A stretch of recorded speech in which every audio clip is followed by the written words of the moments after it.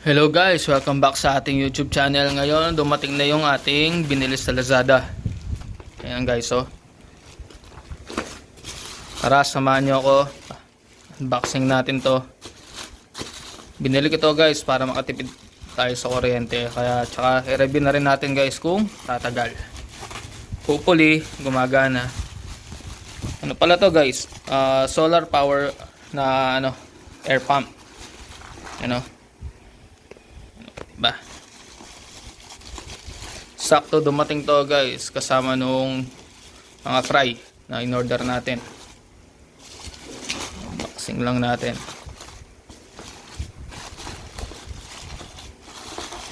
Yan.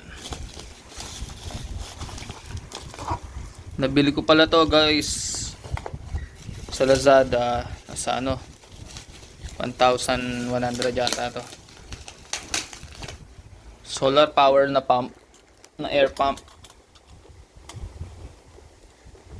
Tignan natin na may wagang gunting. Yan. Box natin. Yun, maliit lang pala siya guys. So, ito pala yung manual.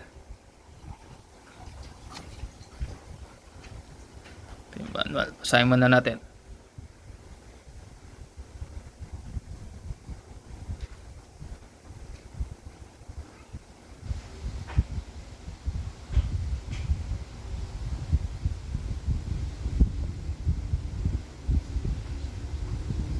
Yan. So, ganyan pala yung setup niya guys. Yan. Bali, lalagay natin to guys, setup natin sa labas, tapos yung mga fry lalagay lang natin sa galon. Yun, pakita ko sa inyo mamaya yung dumating natin na fry. Ito pala guys, oh, ganda ng mga gamit din pala nya. May free na rin pala siyang check valve. Buksan natin, check valve tsaka air stone. Yan, sulit na rin pala to guys. So, tapos may kasama na rin na tube. Yan, oh, ito yung kasama nya. May free ka pang Allen wrench tsaka clip. Yan. So ito check valve yung mga to guys. Tabi natin, tapos air stone. Ito guys, so ayan yung air stone. Tabi natin doon. Then ito pa, isang air stone. Then tong air hose nya, yan o. Siguro mga isang 1 meter to, dalawang tig 1 meter siguro yun guys. Check natin mamaya. So, check na natin yung item. Bali ito yun, hopefully malakas.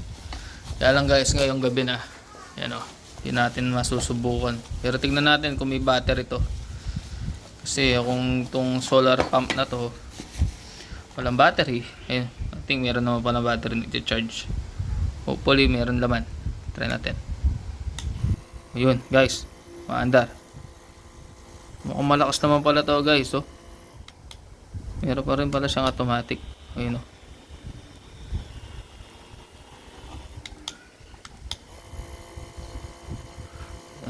Aralin natin mamaya lahat ng mga yun.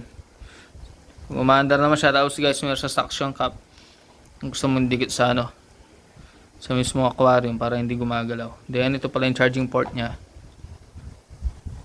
So hindi siya type C guys, you know, di pa siya type C. Then ito pala yung solar panel nya guys.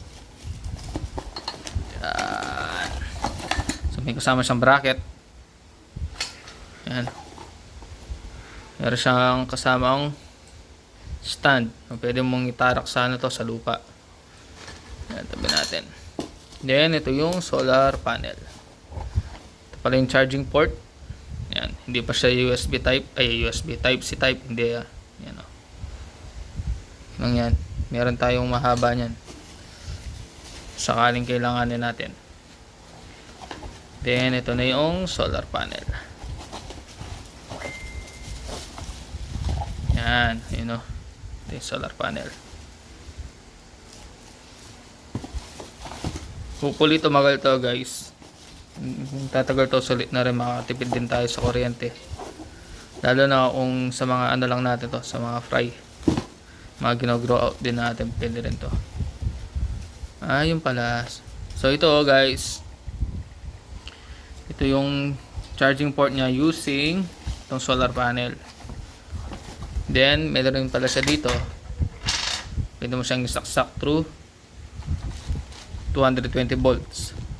Yan guys. Then yung specs niya, yan, 0.8 watts. Pwede na. Concern lang natin dito, hopefully sana tumagal. Yan o guys.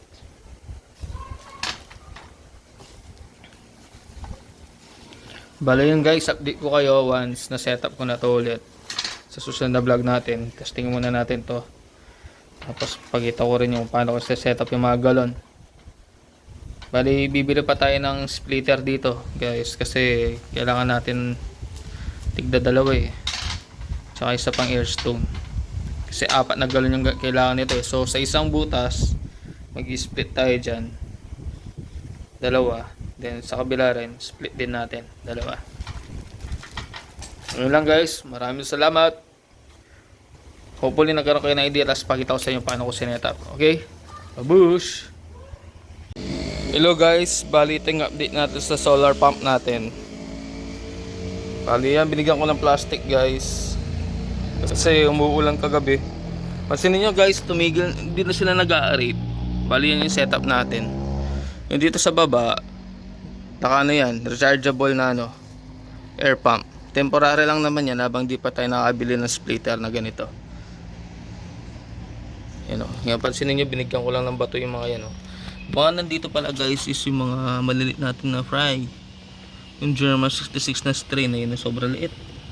Hopefully nakikita nyo guys, yun o. Ganyan din sa kabila. Hindi ko pa sila pinapakain yan guys. Bukas ko siguro bibigyan. Kaya mamaya kadating ko, ako silang bigyan. Tayo lang natin silang makapag-adapt dito. Ito guys, ngayon nakikita nyo silang clear. Possible mga 1 week lang, lumot na yan guys, kasi nabibilad dito eh. Sisikata to ng araw. Ngayon umaga lang, kaya nakalilim. Pero maya maya nyan, mainit na dito. Pansinin nyo, hindi na umaandar. Pero mukhang nagcha-charge eh, ayun o. Nagcha-charge. So, on natin. Ayun.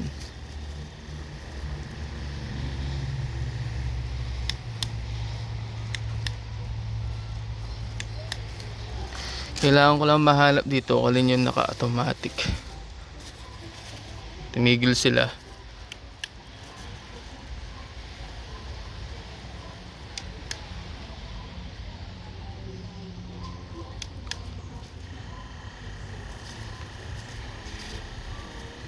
Yan.